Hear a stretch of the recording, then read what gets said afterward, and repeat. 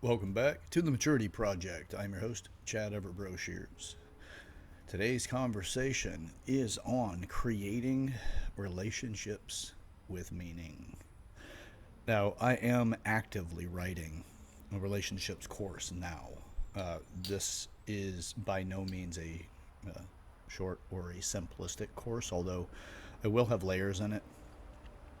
We have the beginner level, intermediate, advanced, and then more of an expert level, if you will. Um, I haven't named the levels just yet as well, but I have, as I've continued to write this particular course, realized that it is incredibly in depth. Um, it's incredibly dynamic, and it is one that you craft exactly the kind of relationship you want to have, and it helps you not only enroll your partner into it, or to realize that the person that you may be with may be the wrong person, but it gives you the chance to really get everything set the right direction. That does not mean that your partner does everything that you want them to. From this particular course, you'll also understand if your partner wants something specific that you didn't realize, and also that you would actually like to go that route. So it gives a lot of clarity. So, first off, I'm going to set one of the reasons why I created this course. Relationships have been a very important and focused thing that I've gone through in pretty much my entire adult life. Uh, um, I have been in, I've been in a few, and I've learned quite a bit in the process. My goal has always been connecting. My goal has always been to really let adventure create, what the outcome would be. Strategize to a degree with the person that I'm with, and through the shortcomings of some of the relationships have taught me quite a bit. I don't run to blame anybody. I'm not the person that does that. That does give me an advantage whenever it comes to introspection, because I won't waste time blaming somebody else for the failure that I have part of. I can't speak for the other person in a way that, you know, really, if there is no contact, there are very few people I've ever dated that I have no contact with. Now, that doesn't mean anything other than I just make friendships too, because I do love to connect. Point of this is that uh, the challenges people face are, a lot of times we just don't have clarity. We go directly into a relationship to satisfy the needs that we know that we're facing, and we're hoping to have something that we may not be aware of satisfied as well. Like, the right person shows up. We know we want the right person, but we don't necessarily know exactly what the right person looks like or what traits they have, things like that. So we're kind of hopeful that they do show up and kind of wow us. Um, so it was such a pain in the ass. I was told one time anyone could be the one. And I'm like, I get it, but man. And then, like, as I got older, I realized that what they're talking about is the work that you're willing to put in. And that also means the more that you're willing to do the work, the more likely you are to also connect with the person, and have such a conversation of enrollment that you can make a difference and make changes. That, and to change yourself as well enough that you're both, finding the needs that you both have. Now, I'm not stating that in this particular program that anyone can be the one, but the program's more about making sure that you are the right one. That you are, you're not waiting for the right person to show up. You are the person you'd like to date. If you like the person to be on time, well, guess what? You better be on time. If you like the person to be honest, well, guess what? You better be honest. If you like the person to be loyal, well, guess what? You better be loyal. If you like the person to communicate well, guess what? You get the trend here. You need to communicate well.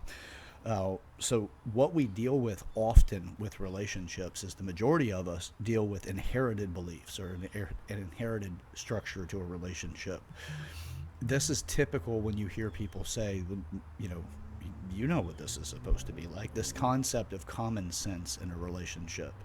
I'm no fan of the common sense statement. It's always set up to make the other person seem like they're inadequate in some way. There's something wrong with them. They're not smart enough.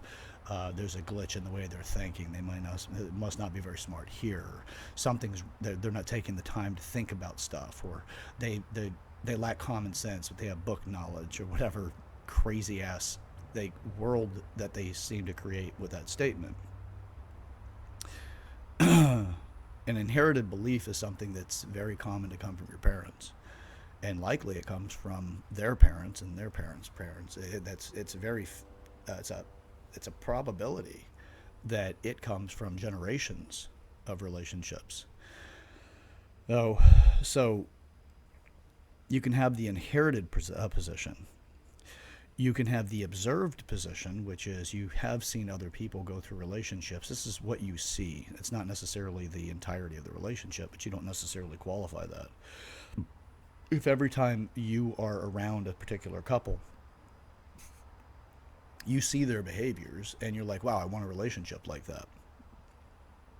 Well, they very well may have a public persona or image they're trying to keep up, and they don't want to let that be damaged by having, some degree of stress or whatever issues that may be going on when they're in public. But you're observing their relationship. You're like, wow, I wish that my relationship's more like that. There's nothing wrong necessarily with that. I mean, you can definitely do a lot of, observation learning and see what you like and what you don't like. But you're going to need to have a foundation or a structure underneath it in order to make it work. Especially work long term, but you can't build it out of a selfish desire either. It needs to be built with a functional desire. Now, you can read in a book, very common for romance novels. Some of the challenges that romance novels produce are romanticism. It's a philosophy of relationships. And it really leads us to the if you're not happy, then something's wrong category of things. And if the person isn't wowing you and making you feel like the center of the universe constantly, then they're not the right person for you.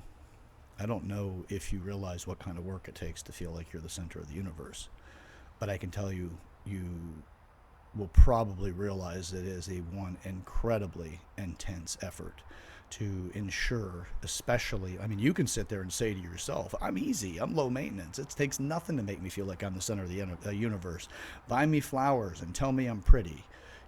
Whatever simplistic, distilled version of that thing that you think would make you feel like you're the center of the universe, there's an incredibly good chance that's not enough.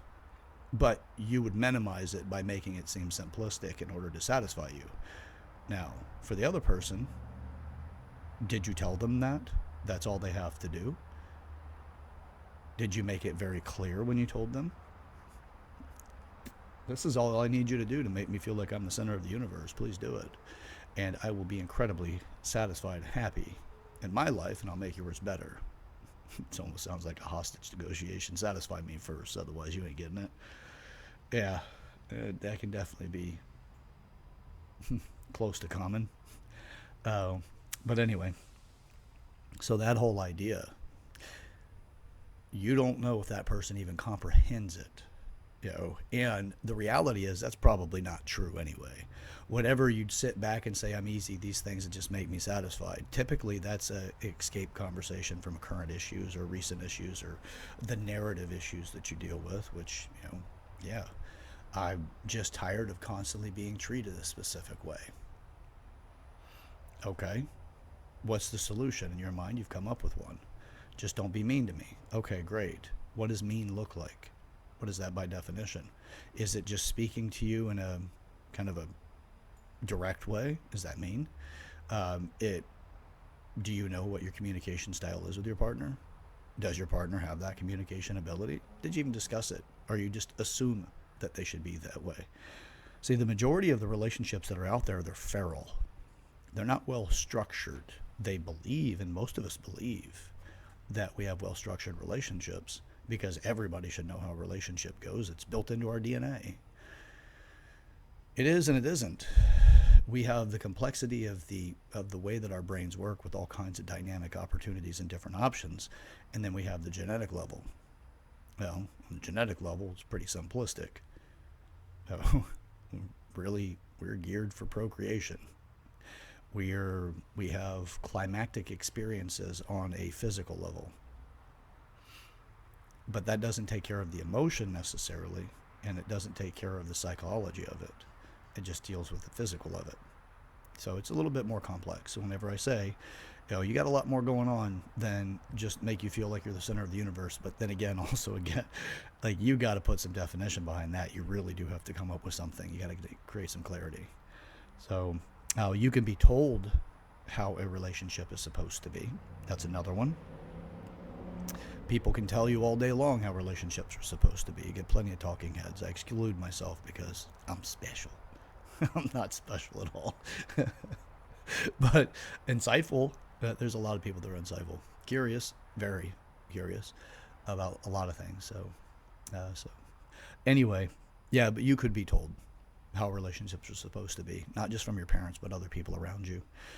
You could be, you could be speaking with a friend of yours about some challenges you've had in a relationship, and they're telling you how they're supposed to be. That's another version of it. They're telling you how relationships are supposed to go and how the one you're in isn't meeting the criteria, or is and then isn't.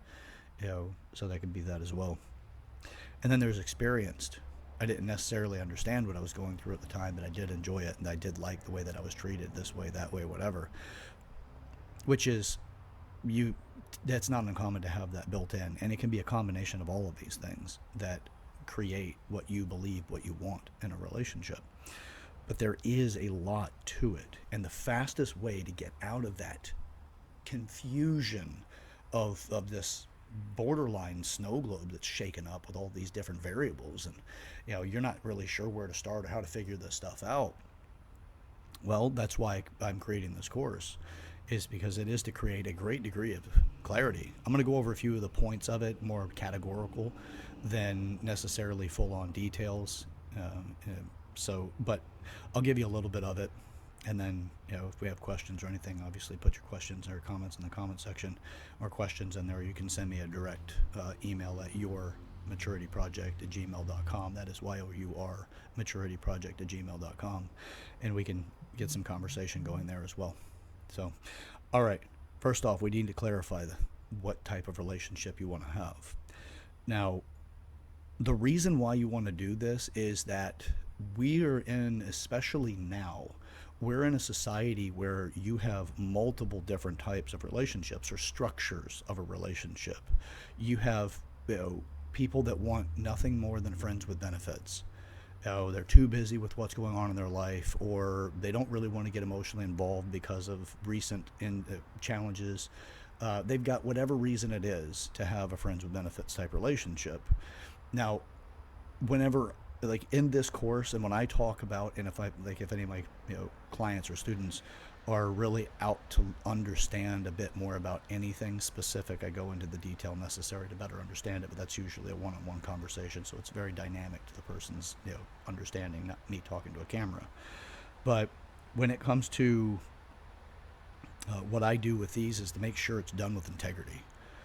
You need to make sure that you are creating something that does not mislead, half-truth, or lie anyone in this process, because these are about making sure that you're fully fulfilled in life, and to get you past the fear of rejection so that you can stand boldly with the courage necessary to have the kind of experiences in life that you want to have. And you don't have to have the scarcity mindset that the person that's sitting at the table as you're getting to know them, or wherever you're at, might reject you, because they might. So what? Move on. You don't need to stay there if they reject you, and get it out of the way in the very beginning. Don't try to emotionally coerce them into a relationship with you by getting involved and then changing the game, or changing up the agreement later on when you have the emotional hook in. That's only going to hurt you guys overall anyway. If you force the person or manage to get them to be convinced that your relationship with them is ideal because you've waited till the emotional attachment, they can grow resentment towards that, which can lead to infidelity or whatever else that violates your particular understanding of the way the relationship's supposed to go, or the fact you didn't even create clarity, and then they just happen to do something you consider to be a violation. Or they go into the common sense category, which is like everybody knows this stuff, and then you got all that stuff that follows with it as well. So what type of relationship do you want? If it's a friends with benefits, great. But make sure that it's a friends with benefits that has a great degree of integrity. Just be very upfront and open about what that is. You can have friends with benefits and not have sex, although that is incredibly common and actually seems to be tied in with the definition. But it's not necessarily required, especially in this particular course. You can have a friends with benefits, but you're celibate. But the benefits are spending time together, companionship, whatever that, but it has, of the four different types of relationships or structures, it is the one of the least contact, you know, loosest scheduling type of thing. I mean, you can still have a rigorous schedule with them or very tight schedule, but not frequent. It's just you will design this accordingly. But it is for the people that are really just, they don't want to devote that kind of time for much of anything right now. They're up to something, and then this isn't an area they want to put a whole lot of effort in, but they don't want to be completely, they don't want to be lonely. They do want to get companionship to some degree. So that'd be the friends with benefits. But clarity about what you want and have that in your understanding. So, you could have a casual relationship, very similar to the friends with benefits, but casual being that, you're still dating other people. You're open about it. You may not be dating other people. You make the clarity about that in the beginning, but it is one that has that as well. Like friends with benefits could have that. You just create the clarity, right away. I don't want to date anybody else, just you, but I don't want to overinvest in anything right now either. I just, want to go watch movies and, catch a, go to the fair together. Maybe if I've got a family get together or something, maybe you can come as my date. That's more typical of a casual relationship. So, but it's just, it doesn't have that depth of seriousness, but it isn't that you're dismissing that option. Any one of these can evolve into something else. Especially as you really get to know the person that you're with, you may find out that that person actually is the person that you've always wanted to be with, but you created the clarity in order to get there first. So you have long-term relationship, which is more traditional, marriage, kids, stuff like that, planning for the future, retirement, those kind of things. It doesn't necessarily mean, guarantee you're going to marry the person. You may not want to get married, but you do have the desire to be with somebody specific for a long period of time. And then you've got the power couple. Now, actually, I gave you the levels of relationships. The structure of relationships are, apologize, currently branding or putting together specific categories of the names here. So, forgive me for the mishap there. That's actually the levels. The levels are friends with benefits, casual, long-term, or power couple. I'll finish off the levels now, and then I'll go back to the structure in just a second. So for levels, the power couple are people that are long-term plus. So it doesn't guarantee long-term. The person may have a reason not to have a long-term association with the relationship. It could be a lot of reasons. It could be death. It could be incarceration. It could be moving because immigration, things like that, or families moving away, or something is separating the two people. But that doesn't mean you can't create a significant and beneficial relationship that is a power couple. But it's going to be far more common that these two people are in the long-term relationship structure as well. The long distance, the long-term relationship level. Don't get too attached to names. I'm obviously, not the most attached to them either. We'll see as the program continues to get written out. But that doesn't take away from the benefit of understanding these things. Now, when it comes to the structure or the type of relationship, you will have celibate, you will have monogamous, and you'll have ethical non-monogamous. So celibate, not sleeping with anyone. You may be waiting for marriage, whatever it is, but it's just you're not going into sexual contact, or at least not, traditional sense of it. You might have certain specifics that have amendments to, or extensions, or expansions on that. You may be celibate, but you allow specific activities. You may, whatever. I'm not going to get too far into detail about it, but to give you an idea, it may not be necessarily, direct intercourse, but it is in that, because, there are religions that, refer to if you want to look into something that's pretty interesting, you can look into what religion refers to soaking as a method not to actually have sex. And happy reading. Soaking. But hey, that's what they did. That's what they decided to come up with in order to deal with, no marriage before sex. I'm sorry, no sex before marriage. Oh, get it together. Yeah. Oh, so there's a lot of different ways you can do it, but this is the thing: you're creating clarity. Now, um, monogamy, we're all pretty familiar with that. It's just one man. That your partner's it. You're not looking to have sex with anyone else, or you don't want to have any other intercourse at all with another person, um, and then you and your partner can agree. Now, you can have one person's monogamous, the other person is ethical non-monogamous, and that could be the person that you're with doesn't want to sleep with anyone else, but you do, and you discuss it. So the ethical non-monogamous is one that there's no lies. Everything is on an ethical level. Um, they just understand that they do have a desire to have experiences with other people. I'm not saying it's right or wrong. I'm not telling people they need to do this. It's just giving you an understanding to the types of structures of the relationships. There's all kinds of different terminology that falls into that particular category. There's polyamorous, there's things like that. Um, that's not necessary for this. It's much as, just understand there's those three different categories: celibate, monogamous, and ethical non-monogamy. Ethical is the important piece of that. No lying. You don't need to cheat with this. You can be incredibly fulfilled by being yourself. That's the biggest goal here is to truly be true to yourself. But there's going to be a lot of coaching for a lot of people to get there because we don't have a society that supports that. Our society they're just everybody's half cocked waiting. That person pissed you off? Oh, that person did you wrong? Or you're having a fight with your partner. Oh, what's going on? Oh, your partner sounds like an asshole. Whatever. They'll interject their particular views, and they're not coming from a place typical. And I'm not saying every single person, but you get what I mean here. Is that I don't speak in that kind of absolutism anyway, unless I make the declaration this is an absolute statement. But you won't hear a lot of that out of me. Just create clarity. So you have these things. Now, what else do you need to actually have clarity on? Well, you have the type or the structure of a relationship. Is it going to be celibate, monogamous, or ethical non-monogamy?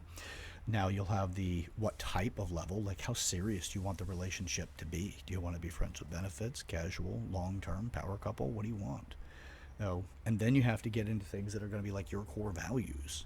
Your I value, your we value, and your all values, the core values.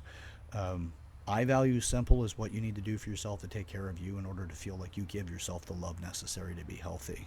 What time do you go to bed? How much water do you drink? What kind of foods do you eat? What kind of, do you read for any reason specific? How much time a day do you need to yourself? Are you taking on any pursuits of increasing your skills and trait values of any type? Are you taking up music or singing or dancing or, whatever, archery, whatever. It's the things that you need to do for you, and that's the benefit of understanding it, is that your partner can understand that as well. Is if you say, hey, I need to have, every week, I need 7 hours of personal time to do these things during my waking hours that's going to be after work. So that your partner knows, hey, you need 7 hours in order to do these things. Now, is that Monday through Friday? Is that all 7 days of the week? Are there specific days that you're doing this? What is it? So that your partner knows without any doubt you're doing something specific, and they know that is something that you need to do for you, so they don't infringe upon it.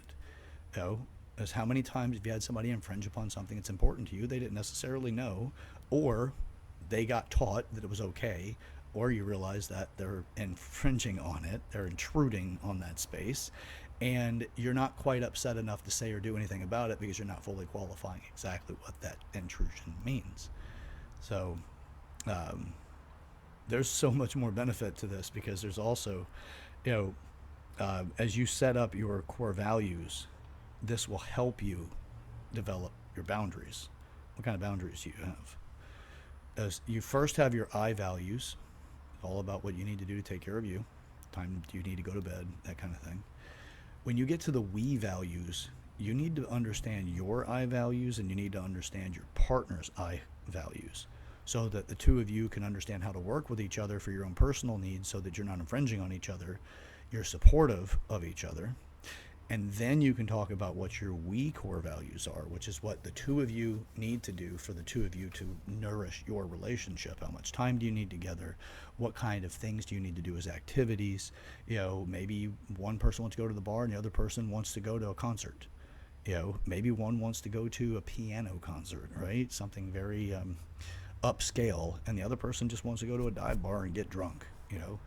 You're going to want to know these things so that you can come up with the best outcome for that relationship. And you may find that you don't have the kind of cohesiveness that's necessary for that relationship to flourish. And that you might need to readdress the structure that you're in or the level of itself. Maybe you should be, and, take it down. You may keep it in the same structure, the same type of relationship, but you'll take the seriousness down. Well, I was really looking to make you I was really looking to a power couple, and that's something I'd really like. But I still like you, and I'd like to experience some things with you. So how about we drop it down to casual, and then we'll see where it goes from there. Maybe we'll meet each other along the way, and realize that we both want to go the same direction together. So there's that. Now, core values do get into the all core values, and that's what your relationship is intended to do for the planet, if you will, or for the community, the people you interact with. How do you want your relationship to be received by others? So the I is you individually, the we is the two of you together, but that's it. Or if there's other people involved, that's going to be like let's say it's an ethical non-monogamy, then you have that. But everybody's in the same conversation. Everybody agrees, or there's agreement to the level that everyone can agree on, and then what's not agreed on, you guys actually understand that as well, and the agreement is to continue. So then you get into boundaries. You need to know those. If you're afraid of dating a narcissist, or you're afraid that you might find a narcissist, which, by the way, I do believe that we're going to see a explosion of that particular diagnosis, in psychology, because of the conditioning that we're now, like, our children are going through, and our young adults, and how even my generation has dealt with it, the Gen X, millennials, they've all dealt with because of social media and the reward sequences associated with getting online and talking about things that are narcissistically centered. We're getting reward sequences that build the structure to those mindsets that actually create more and more of the trait values.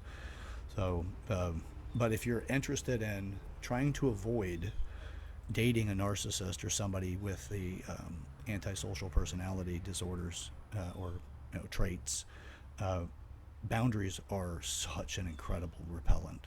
You'll know very quickly whether or not the person that you're wanting to date, if they are in that category, you'll find out. I'm not saying you'll find out in a second, although they may expose themselves pretty quickly, but you also will learn that with a course.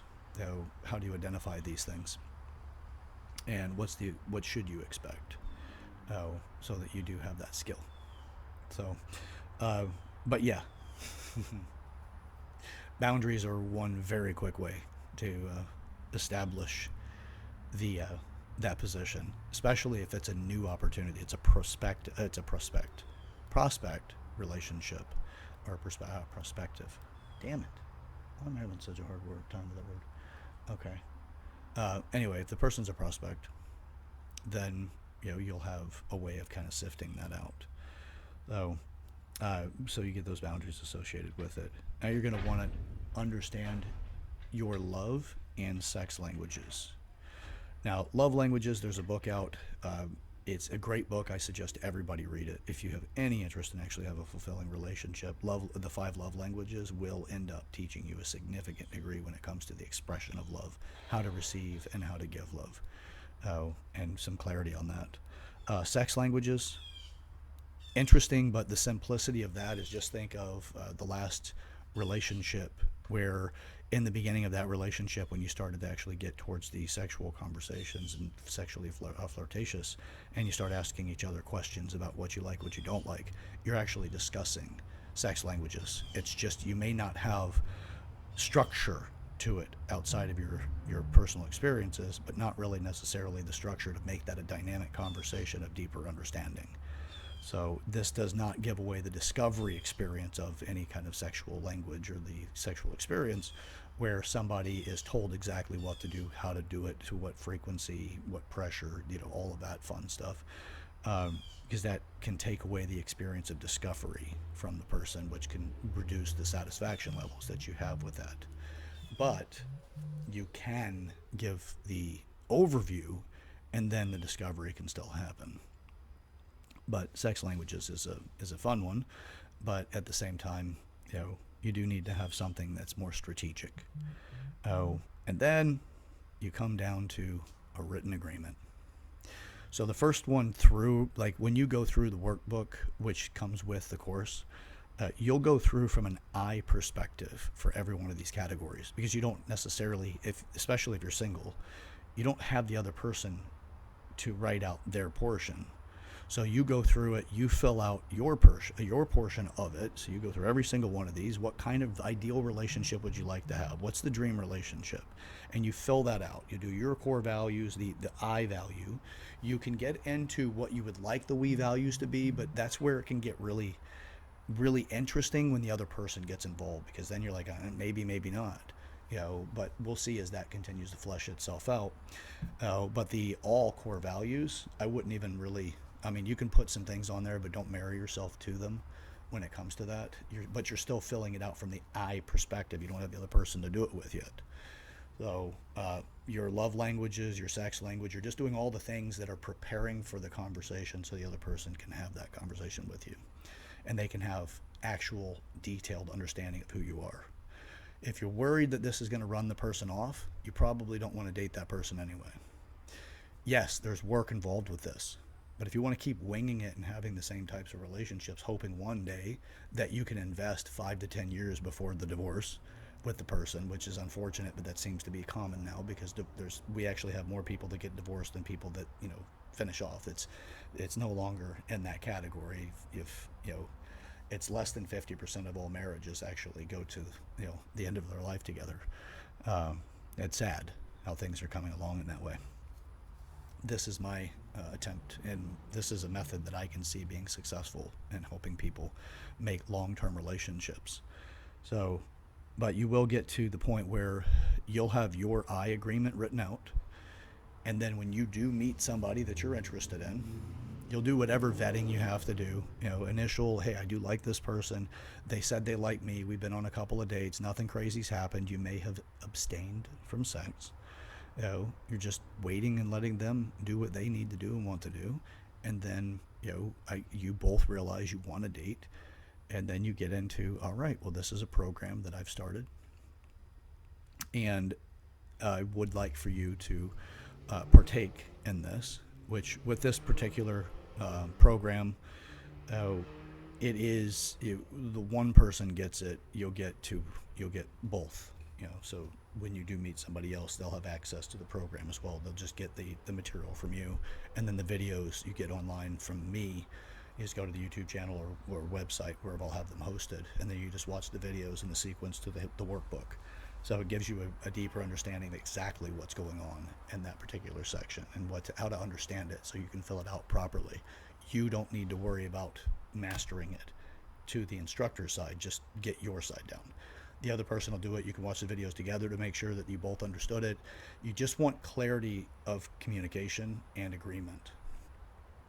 Once you go through, they've done theirs. You're not there with them. You don't coach them through it. You don't do anything when it comes to that other than get their agreement. They'll do it. Get the timeline that they'll do it within, which will tell you something as well. If they say they'd have it by the end of the week and they'll have it done, they understand the amount of work. You show them the book, the workbook, and then they're like, okay, I can do this by the end of the week. Well, that'll tell you something as well. If they finish it by the end of the week, it's probably pretty important to them. If they don't finish it by the end of the week, well, it probably isn't that important to them. But they were kind of hoping that it would just kind of go to the wayside. If it's important to you, you'll make it work. And it'll tell you something if the partner or the prospective partner doesn't want it to work.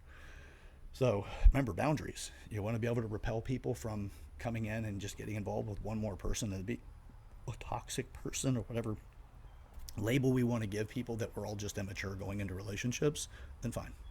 So, and then you get to the point after, so once they're done with theirs, you've done yours, you guys go together and you sit down. You can take them separate or you can do them in front of each other. Just do not interject. You can ask questions for clarity, though, but you don't want to morph it into something. You don't want to push the person into being somebody they're not. And you don't want to give ground into something that you're not, but you'd like to because they have a nice smile or great eyes or something. You actually are doing a very mature version of relationships and dating this way. Once you've gone through it, you've asked any questions, you can write on it, whatever. Then you get to the end and you both say, hey, I do want to move forward. I agree. I want to do, now you said you'd like to do casual. I'm actually looking for something long term. What specifically about long term do you not want to do that makes you want to stay in the casual category? Then you can have that. You already know whether or not they want to be monogamous or ethical non-monogamy or celibate. You already know those things because it's in the workbook. So if you agree to it, and you move into the next thing. Then you get to the very end of it, you write out the agreement, which it's got a form and everything. You fill out the extra and then you sign it at the bottom. You both agree to these things. Conflict resolution is built into it, so you know exactly how your partner handles conflict. If they need time away or whatever, what's the ways that they do it, and they know how to communicate if it's something that they're just not used to, but there's a new trait that's coming up. You just have something there you could work with instead of assuming, because assuming really makes an ass out of you and me, right? But in relationships, that ass out of you and me could kill the relationship, because it could be the thing that never gets resolved, that just sits under the surface and festers until you finally have too many of those little things, and before you know it, you're like, screw this, I'm not happy anymore. Or some yoga pants wearing somebody comes along and tells them that they're not happy and they should be happy and they have to get rid of whatever's not making them happy in life. Don't worry about working your way with it and develop yourself. Just run away from it. Not just knocking the yoga pants, that's just making a little parody of some of the people that I've experienced in my life doing that kind of stuff to people. So once you have the agreements written out, fantastic. Here's the other great thing. You're going to reevaluate every 6 months to a year. It's up to you, but I would definitely suggest, especially in the beginning, do it every 6 months. You just go back to the agreement, say, hey, go through it line by line. Don't be lazy. If you want something to be meaningful, put meaningful action behind it. Sit down, go over it again. Do you still agree to these things? Is there any amendments? There's something that we want to change. Maybe we started off casual. We've been together now for 6 months. I'm actually okay with moving into the long-term category with you. Or you do seem like you're pretty ambitious. I'm an entrepreneur and I'm pretty ambitious as well. I like the way you think and I like spending time with you. I think I would like to actually make this into a power couple. Are you open to that? Okay, good. Then you're going to go into it. By the way, power couple is another portion of the agreement. If you're not going that route, you don't need to fill it out. You can put little things in there or whatever, but you don't need to fill it all out. If you're not going that route, don't do it. And then from there, hey, you've evolved the relationship, but you're going to sign again. 6 months, I agree to this. You'd be surprised what it does to you to sign, especially whenever stuff comes up, man. If you've lied or misled and there's an argument or a disagreement and you know your conflict methods and you're going against something you said you would do, you got something to look at right there, or the other person. It's all it is clarity, clarity, clarity.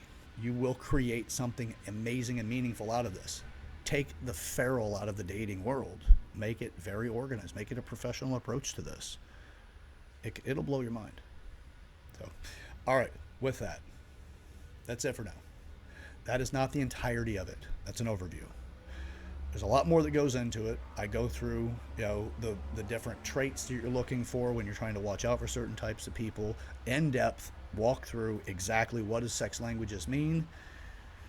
Can be a little spicy on that one. You're definitely not going to get that outside of the course. Same thing with love languages, although, again, that's going to be a book I suggest to read. I will have the 5 love languages, at least the categories of each one. But again, that's the book, man. Go get the book. I absolutely support the author. I've read it multiple times. It is a great book. Every person I know that's read it has gained some beneficial insights about relationships out of it. So, oh, by the way, you will define what love is to you, by the way. No, that's a fun one.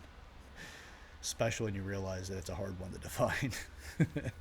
Yeah, if you want to find it, you better define it. So, all right, that's it for today.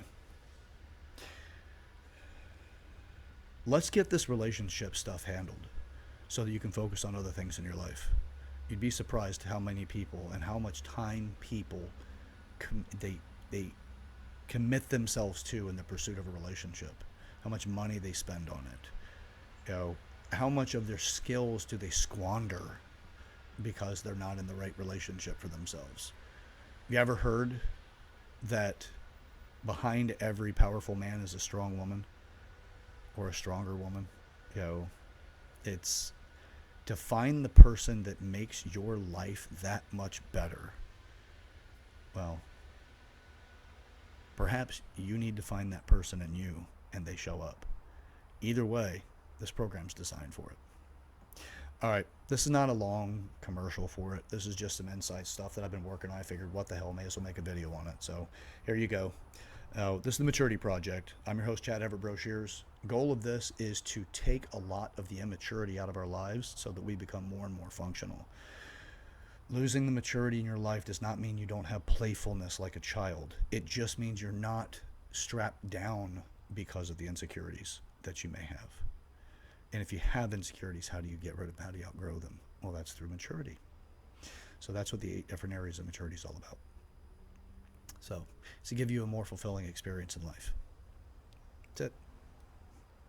All right. Share this video with a person in your life that you want to make a meaningful conversation with.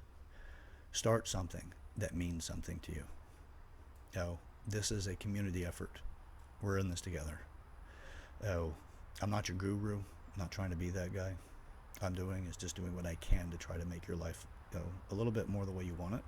But you got to build it, man. I'm not doing it for you. So just some insights. We'll see where we can go from there. Now, just keep in mind, the path to hell is paved with good intentions. You've been through it. You probably have had your heart broken several times, or you've broken a heart unintentionally.